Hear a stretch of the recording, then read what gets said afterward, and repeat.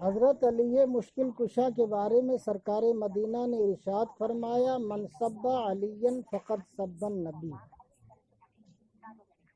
یہ حدیث شریف ہے جس کا ترجمہ یہ ہوتا ہے کہ جس نے علی کو گالی دیا اس نے نبی کو گالی دیا۔ پھر سرکار مدینہ نے ارشاد فرمایا، من احب العلی فقد احب محمد صلی اللہ علیہ وسلم۔ جس نے علی سے محبت کیا اس نے نبی سے محبت کیا۔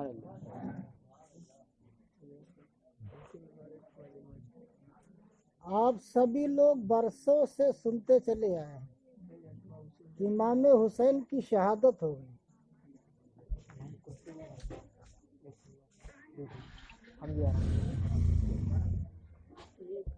شہادت سرکار امام حسین کی میدان کربلا میں ہوئی۔ بہت سے لوگ نام بھی جانتے ہوں گے، بہت سے لوگ قبیلہ بھی جانتے ہوں گے۔ کس قبیلے کے لوگوں نے امام حسین کو شہید کیا تھا، کن لوگوں نے امام حسین کی گردن کو کاٹا تھا؟ نہیں، اب نہیں بیٹھے، اب شروع کر دیا جیسے وہ۔ درود پاک پڑھیں۔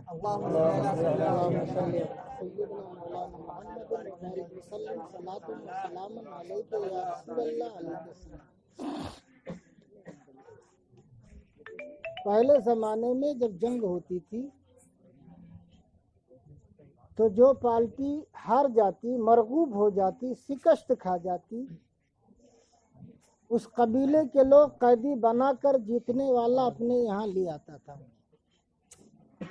تو اس کی مرضی کے مطابق یا تو اس کو پیسہ دیتے یا بدلہ دیتے یا اس کے مذہب میں داخل ہو جاتے۔ یہ دستور رہا۔ تو جب اسلامی غازیوں نے، اسلام کے چاہنے والوں نے جب جنگ فتح کیا، تمام جنگوں کو فتح کیا، تو اس میں سے مال غنیمت اور لونڈی اور غلام پکڑ کر زنجیروں میں جکڑ کر آیا کرتے ہیں۔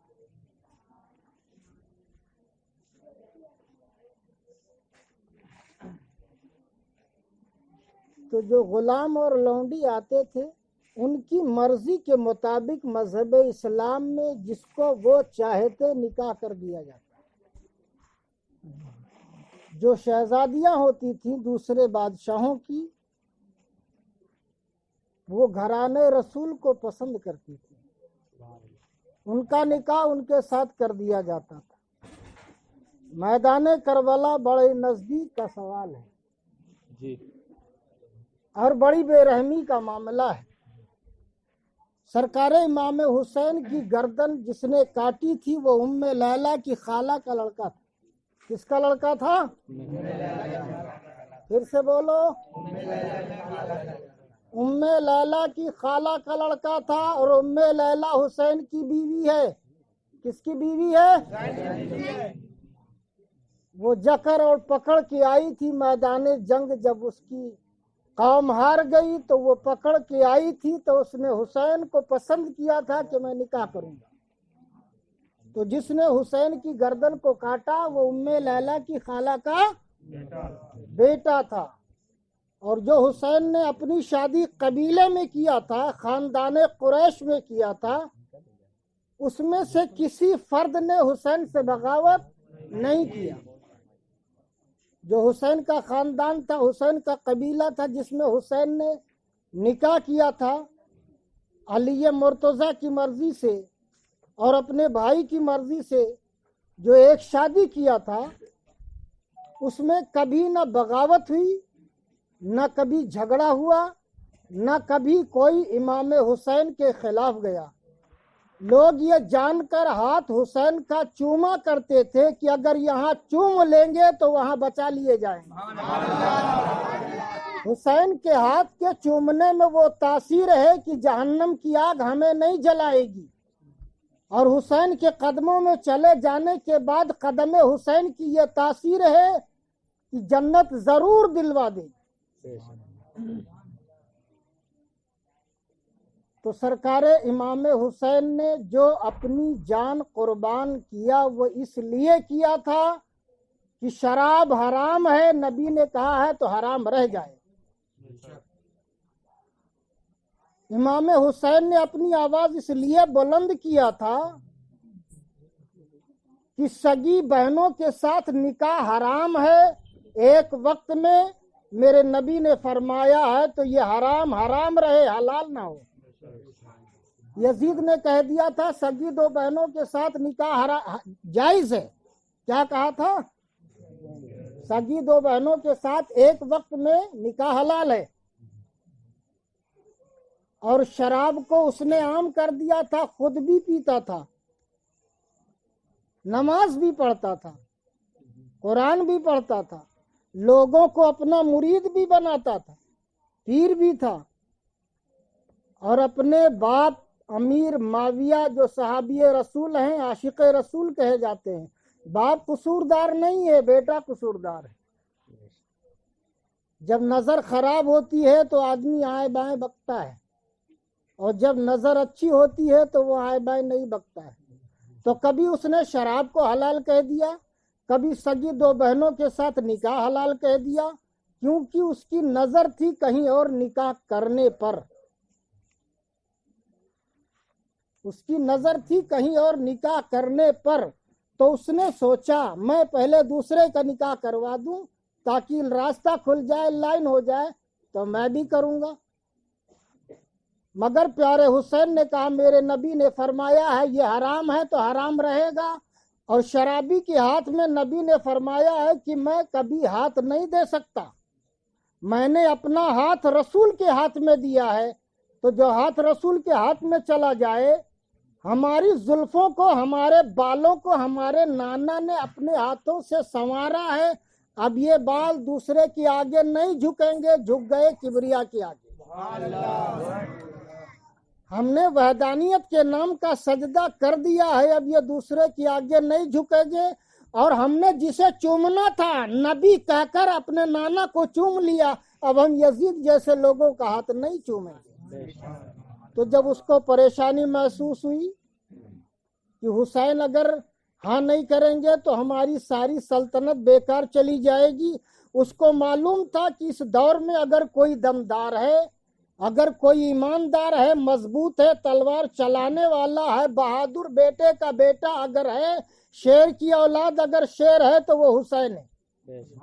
اگر حسین خاموش ہو گئے تو میرے خلاف کوئی آواز نہیں اٹھائے گا، اور اگر حسین نے خلاف بول دیا ہے تو میرے اتفاق پر کوئی بول نہیں سکتا، سب میرے خلاف ایک کے بعد دیگرے ہوتے چلے جائیں گے. تو جب کوفے کے مسلمانوں سے کہا گیا حسین سے لڑو، انہوں نے ایک دن کہا یہ تو نبی کے نواسے ہیں، ان کے نانا کا کلمہ پڑھا جاتا ہے، ہم ان پر اپنی تلوار نہیں چلائیں گے، دماغ حاضر کرو. کوفے کے مسلمانوں نے پہلی بار کیا کہا؟ یہ نبی کے نواسے حسین ہے، میں نے نبی کی گود میں انہیں کھیلتے دیکھا، میں ان پر اپنی تلوار نہیں اٹھاؤں گا. ایک دن پہلے یہ جواب دے دیا. اور جب 250 خچر سونا یزید نے راتوں رات ان مسلمانوں کے گھروں میں بھجوا دیا اور صبح اعلان کروا دیا کہ جو حسین کے سامنے تلوار لے کر نہیں جائے گا اس کا مکان جلایا جائے گا، اس کے بیوی بچوں کو قتل کر دیا جائے گا، تو خاموش ہو گئے. لوگ حسین کو حسین کہنا نہیں چاہ رہے تھے، لوگ یہ کہنے کے لیے خاموش ہو گئے تھے کہ یہ نبی کے نواسے ہیں، یہ علی کے بیٹے. جانتے تھے مگر کہہ نہیں رہے تھے.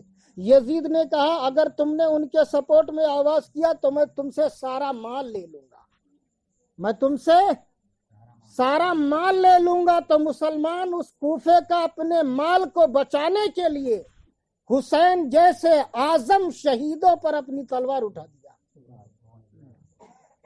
سبحان اللہ کا وقت نہیں ہے. ان ظالموں نے حسین پر اپنی تلوار چلا دی. 250 خچر سونا کے پانے کے بعد وہ ایسے بدل گئے کہ حسین کو انہوں نے پہچاننے سے انکار کر دیا. بس ان کی تلوار نظر آ رہی تھی اور حسین کی گردن نظر آ رہی تھی. کہیں 250 خچر سونا جو رات میں بانٹا گیا ہے वो हमें वापस न देना पड़ जाए। इस लालच में उन्होंने अपने दीन को भी बर्बाद कर लिया और अपनी दुनिया भी बर्बाद कर लिया। और शहादत हुसैन के बाद में जब बदला लिया गया, मुख्तार सक्की को आगे किया गया, तो हड्डियां कब्रों से खोद खोद कर जलाई और पीसी गई हैं, कोई बाकी बचा नहीं है। एक आदमी अगर खूने हुसैन में करबला के मैदान में हुसैन की बगावत में गया था तो उसके सारे घर और कबीले को जला के तबाह बर्बाद कर दिया मुख्तार सक्की ने। और कहा अगर एक तलवार निकली थी हुसैन के खिलाफ तो उस एक तलवार पर हम हजारों तलवार निकालेंगे हुसैन की मोहब्बत में। और ऐसा ही हुआ, मुख्तार सक्की ने ऐसा ही किया और खूने हुसैन का बदला तीसरे साल उसी जमीन पर जाके ले लिया, उसी कूफे के गांव में जाके ले लिया। तो बदला हुसैन का लिया गया।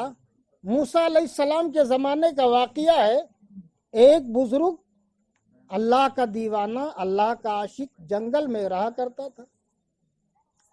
उनके दिमाग में एक दिन आया, उन्होंने अल्लाह से सवाल किया, ऐ परवरदिगारा, तू रहमान और रहीम है, सत्तार गफ्फार, बख्शने वाला है, माफ करने वाला है, गुनाहों को माफ कर देता है तौबा करने के बाद।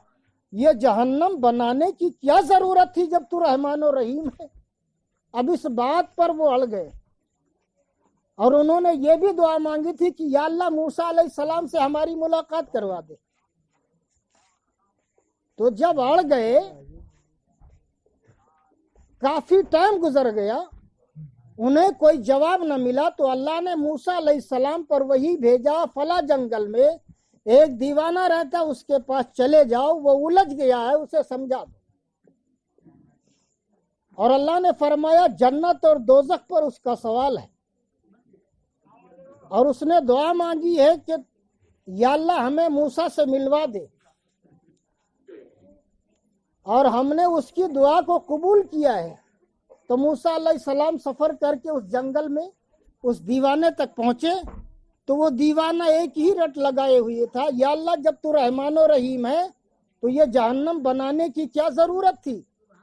जब तू सबको बख्शने पर तैयार है, तूने जन्नत बना दिया है और तू कहता है मैं रहमान हूँ, रहीम हूँ, माफ कर दूंगा, बख्श दूंगा। रहमान और रहीम से बड़ा मेरी नजर में तो कोई नजर नहीं आता है। तो जहन्नम तूने क्यों कर बना दिया, इतनी सख्त जगह तूने क्यों बनाई मेरे मौला। मूसा अलैहिस्सलाम पहुंचे तो कहा, ऐ दीवाने तुम क्यों परेशान हो, क्या बात है, तुम्हारी ये जिद कैसी है, तुम्हारा ये सवाल कैसा है, तुम्हारा मतलब क्या है। तो कहा मेरा मतलब ये है कि मूसा से मेरी मुलाकात हो जाए और मेरा मकसद है कि ये है कि जन्नत को तो बनाया ही था, अल्लाह रहमान और रहीम है, तो जहन्नम क्यों बना दिया। तो मूसा अलैहिस्सलाम ने कहा कि जन्नत बनाया उसकी वजह तुम जानते हो। उसने कहा हम जानते हैं। जहन्नम बनाया उसकी वजह नहीं जानते। तो दीवाने ने कहा जहन्नम बनाने की वजह क्या है, इसका खुलासा मुझे चाहिए। अल्लाह जब रहमान और रहीम है तो जहन्नम क्यों कर बना दिया। तो मूसा अलैहिस्सलाम ने अपनी 2 उंगलियां यूं करके उठाया उस दीवाने के सामने और उससे कहा, ऐ दीवाने, अगर जहन्नम को समझना है तो हमारी दोनों उंगलियों के दरमियान देख ले, जहन्नम तेरी समझ में आ जाएगा। और जन्नत तो तू समझ चुका है। तो जब उस दीवाने ने मूसा अलैहिस्सलाम के 2 उंगलियों के दरमियान देखा, अभी सरकार मदीना की पैदाइश नहीं हुई है, ईसा अलैहिस्सलाम की पैदाइश नहीं है, मूसा का जमाना है। तो मूसा की 2 उंगलियों के दरमियान उस दीवाने ने देखा कि नबी मुहम्मदुर रसूलुल्लाह के नेवासे पर कलमा पढ़ने वाला, कुरान पढ़ने वाला गर्दन को ज़बह कर रहा है। और वो चीख उठा है, परवरदिगार इससे और बड़ी और सख्त जहन्नम बना दे कि जो नबी के नेवासे को कत्ल करे, उसके लिए इससे बड़ी जहन्नम होना चाहिए। उसी दिन से वो खामोश हो गया। मूसा ने कहा जहन्नम का मतलब समझ में आ गया। तो उस दीवाने ने कहा समझ में आ गया कि अल्लाह ने जहन्नम क्यों बनाया है, जन्नत क्यों बनाया है। جو فرمان رسول اولاد رسول سے منہ پھیرتا ہے اس کے لیے جہنم ہے، اور جو اولاد رسول کی تعظیم کرتا ہے، فرمان رسول کا احترام کرتا ہے، اس کے لیے جنت ہے۔ تو اس نے کہا میں تو نادانی کر رہا تھا، میں نے اپنے رب سے بڑے سخت سوال کیے تھے، اے مولا تو رحمان و رحیم ہے تو جہنم کیوں بنا دیا؟ اب میں اپنے رب سے روز دعا مانگوں گا، کہوں گا اے پروردگار تو جہنم کو اور سخت آگ والی بنا دے کہ اس میں کوئی بھی گستاخ رسول جائے تو پل جھپکتے میں جل جائے۔